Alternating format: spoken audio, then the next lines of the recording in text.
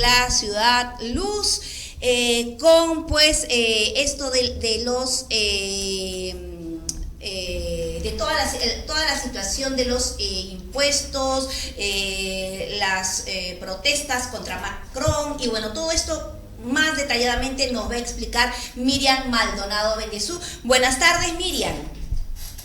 Muy buenas noches desde París. Aquí pues con la situación bastante caótica, estamos a una semana ya de las huelgas sobre la ley de pensiones y cada vez nos sentimos más agobiados, no hay ninguna tregua, la huelga continúa y se proyecta continuarla sin ninguna tregua hasta Navidad. ¿Aún la edad de la jubilación es de 62 años o es menos? ¿Cómo es? Porque a lo que sucede, lo que nos llega es de que van a aumentar la edad de jubilación para que tengas que tener 62, 64 años, 67 años en algunos casos, y tienes que cumplir esa edad para poder pedir tus pensiones. A ver, les explico un poco para que puedan comprender muchísimo mejor de una manera bastante sencilla. Normalmente en Francia, hace muchos años, nosotros entrábamos a la jubilación a los 60 años. Es cierto que en los países, entre todos los países de Europa, somos los que tenemos una diferencia bastante amplia en comparación al resto de Europa. Según la nueva ley que quieren, todavía no está aplicable, pero estamos justamente en este periodo álgido en que están tratando de hacer pasar esta ley, quieren que el trabajador francés comience a partir de los 62. Si en el caso no tiene los puntos a favor, lo que hablaba yo en mi intervención anterior de los puntos, de la jubilación con puntos, es decir, si uno tiene una posibilidad de poder acogerse a una pensión digna, puede salir a los 62. Pero si ven que la pensión no corresponde a las expectativas, puede continuar a los 64. En eso ha quedado la ley francesa. Es decir, desde 62 años pasamos hasta alargar a los 64. O sea, desde 60, me decías en un inicio, desde 60 años. Sí, desde 60 ahora pasamos a 62, y si no corresponde a las expectativas que nosotros no tenemos o nos falta un poco de puntos para poder tener una pensión correcta, podemos ir a trabajar hasta los 64 años. En lo que quepa de Europa, Alemania, en este momento ellos salen a los 67 años como máximo. Suiza igual, Suecia de la misma manera.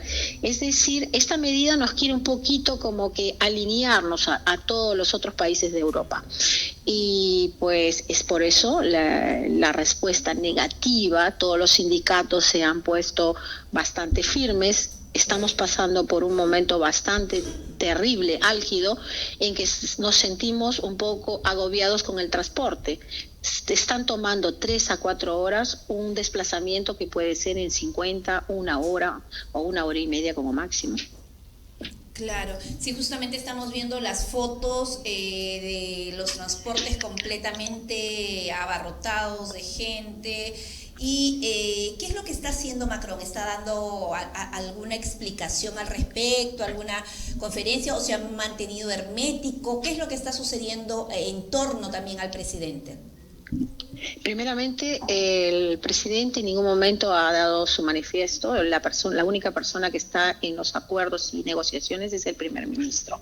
Es verdad que todas estas medidas ha comenzado desde el programa de gobierno de Macron y es parte de su plan de gobierno. Lo quiere llevar a cabo, pero bueno, desgraciadamente las medidas aplicables son completamente imposibles y lógicas, porque no puede haber una pensión para todo el mundo de la misma manera. Nadie corresponde, por ejemplo, los policías no están en el mismo cargo, los profesores, todos los miembros de la sanidad tampoco, porque no corresponde tanto al esfuerzo que hacen en el trabajo ni tampoco a los salarios.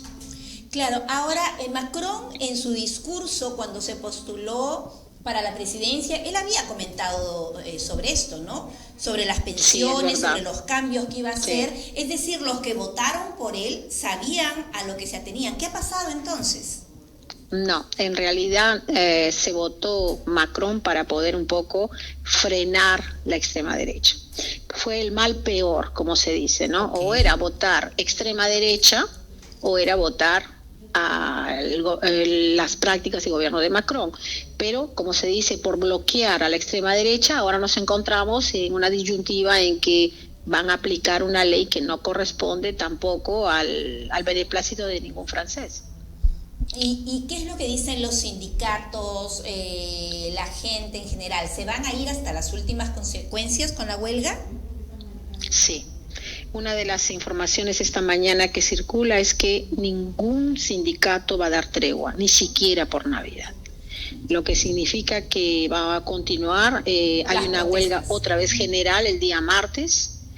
El martes hay la esperanza de que haya un poco de negociaciones. Las puertas están abiertas todos los días, los sindicatos están desfilando para conversar con el primer ministro, tratar de establecer un punto medio y poder encontrar una solución. Pero todas son negativas y los días pasan, la gente ya está muy agobiada. Continúan tomando horas de horas. Los tráficos aquí más o menos son de 300 a 400 kilómetros. Hay mucha gente que va a pie, hay otras que toman otros medios de locomoción.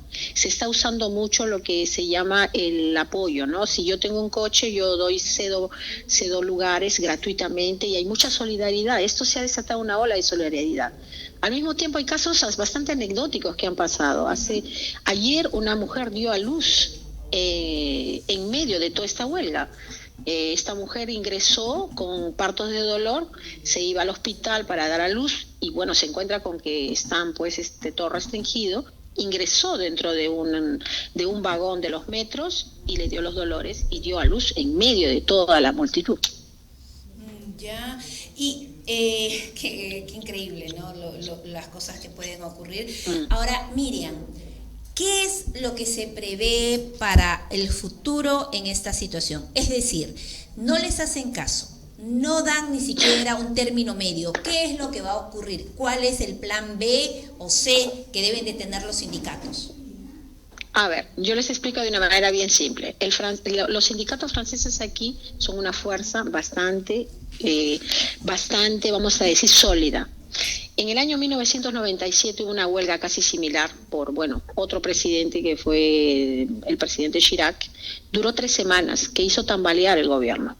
Tanto así que en las 3 semanas tuvo que ceder, el presidente Chirac tuvo que ceder y poner a foja cero lo que había empezado. En este momento yo encuentro de la misma manera, la misma actitud en que esto no se va a parar hasta que el gobierno no ceda.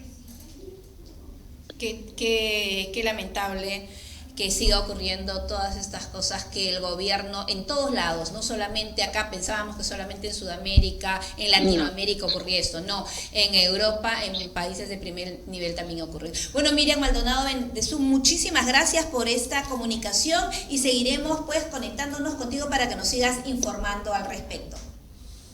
Muchas gracias, adiós desde París. Gracias, Miriam. Y bueno, señores, como ven, en todos lados